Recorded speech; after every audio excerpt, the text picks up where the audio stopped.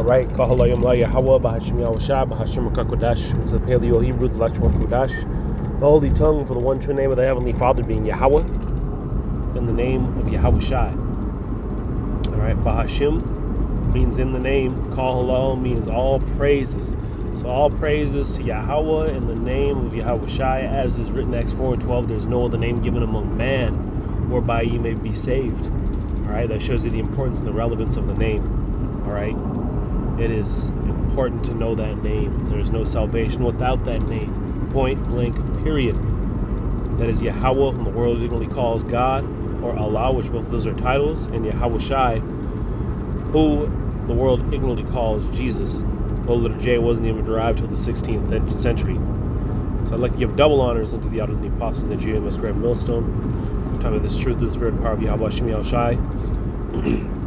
And a sincere peace, love, blessing, salutations unto all those of you hopeful, faithful, potential members of the elect out there, doing the best to make the calling of your election sure. All right, with that said, I'm going to go ahead and jump to a specific chapter, to a specific verse that was in mind with the Spirit, and see where the Spirit takes this lesson, man.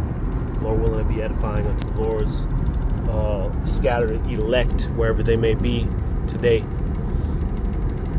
All right, this is, let's see, I want to go to the book of Habakkuk, chapter 2.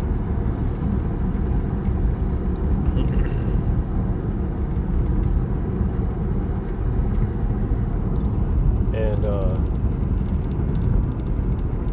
verse 8, it said, because thou hast spoiled many nations, all the remnant of this people shall be a spoil, or shall spoil thee.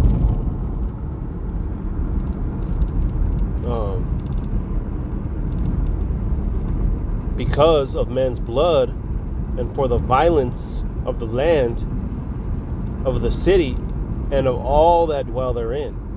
All right, so what he's done, man, is, you know, he's spoiled many nations. Right, he's conquered many peoples, right, and what he's done is he's oppressed us, man. Let me grab a few more key verses. Let's see.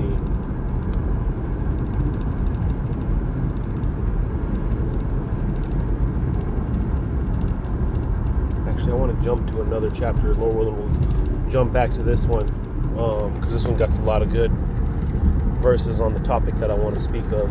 But let me go ahead and jump to the book of, let's see.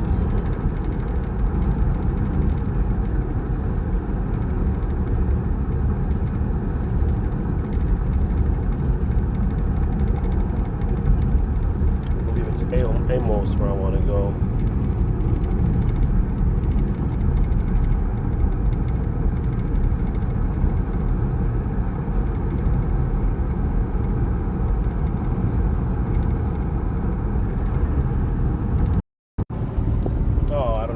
Think of it, man. It was Micah chapter 2. So we'll go ahead and grab Micah chapter 2, and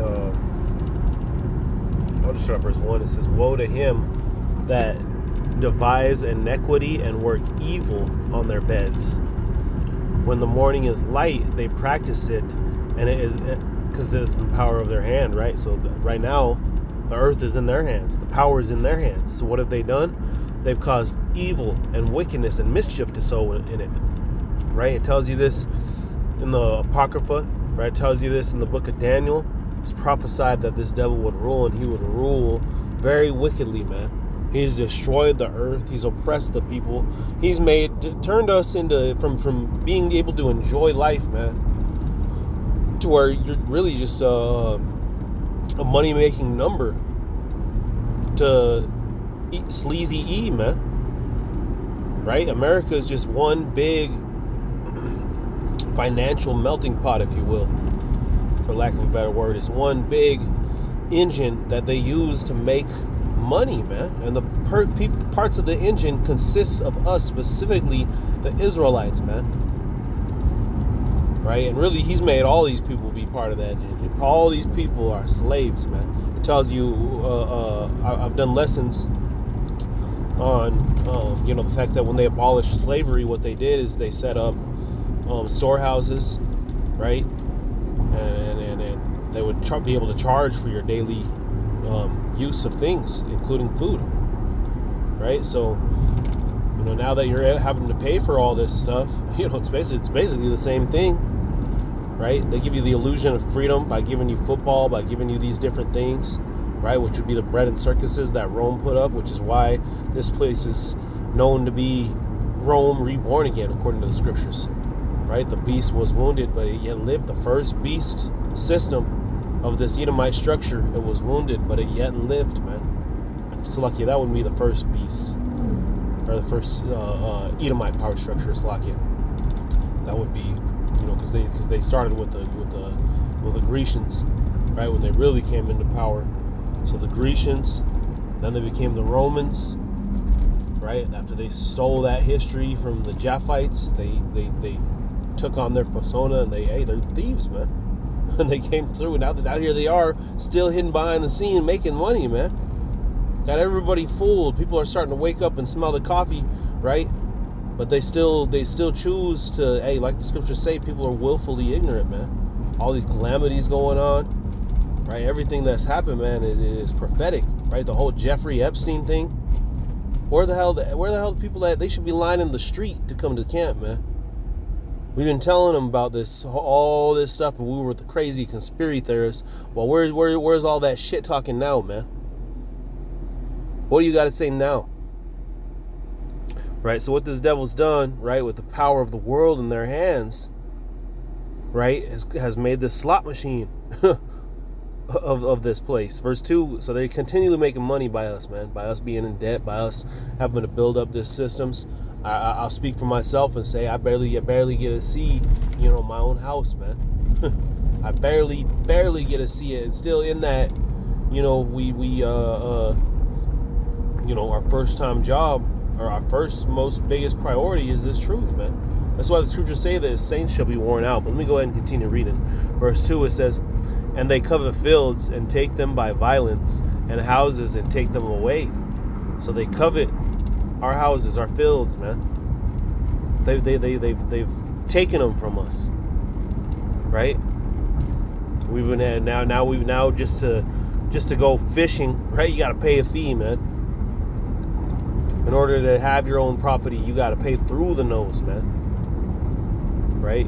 And you definitely got to put yourself in debt now. Unless you got, $300K, you could just drop on a house. And that's a small house at that. Anyway, going on, it says, yeah, man, if this play were to go on, if the scriptures weren't there, how would anybody own anything, man? Oh yeah, they already told you that. You'd own nothing and be happy. See, we need Yahweh Shai, man. We need the elect. Finishing off verse 2, it says, and take them away, so they oppress a man and his house, even a man and his heritage. So we're oppressed, man. We're beaten down. We're messed up out here. Right? And this is all because we went off, man. We've been put underneath the hand of the base of man.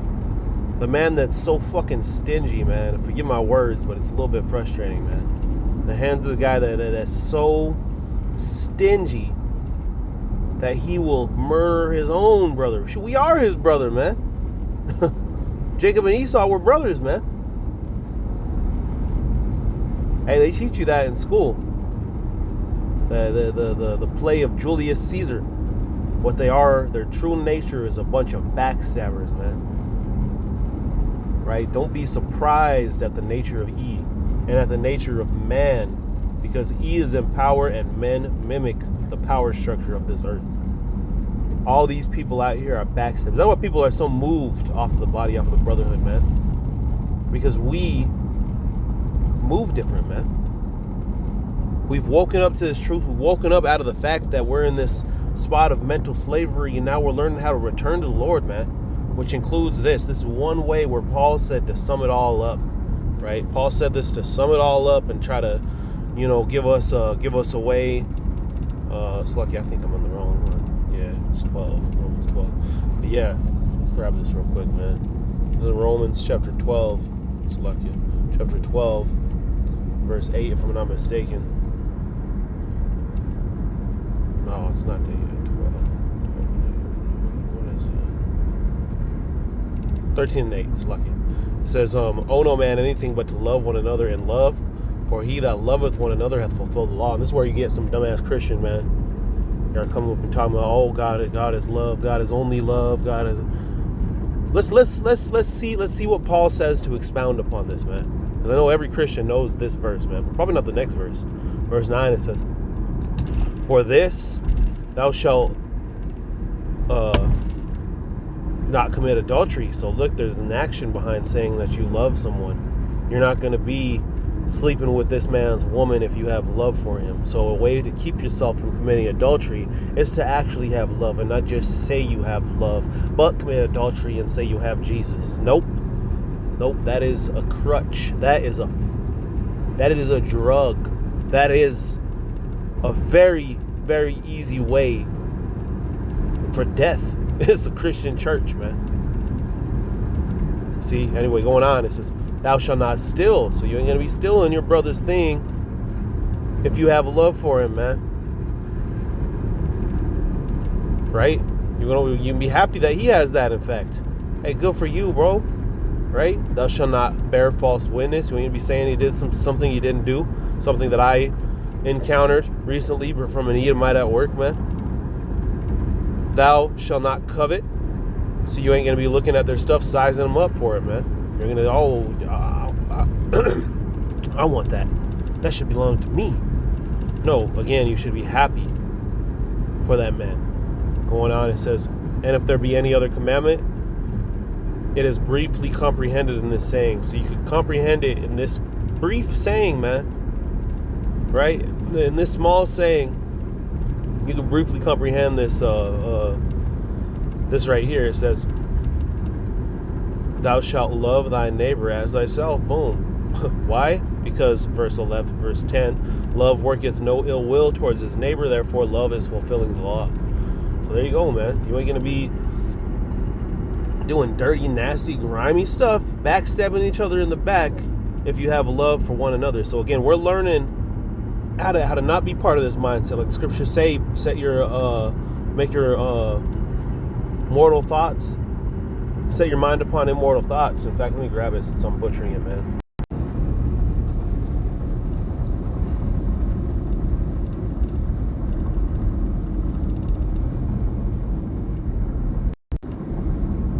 Let's see, this is 2 Esdras, chapter 4, and verse 4. And it reads, "Wherefore, if thou declare me one, I will show thee." It's like this again.